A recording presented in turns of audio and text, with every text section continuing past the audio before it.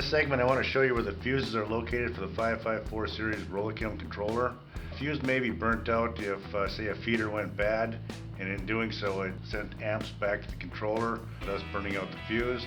The best way to determine this is if the feed light was flashing for pH or ORP and the feeder wasn't feeding chemical, you probably have a bad fuse.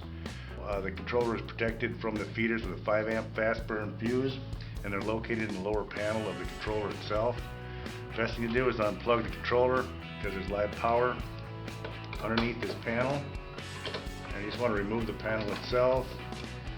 And once the panel is removed, there's 2 cylinders on the lower part that have the fuses. It's a 1/4 inch counterclockwise removal to get the fuse out.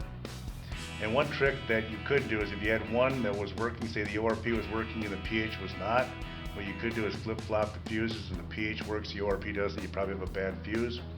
And again, you want to replace it with the 5 amp fast burn fuse, and that's where the fuses are located on the controller.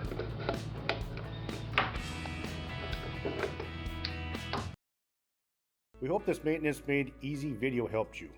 Should you have additional questions, please visit our website for additional videos or contact your local Rola-Chem products dealer or call us at Rola-Chem Customer Service.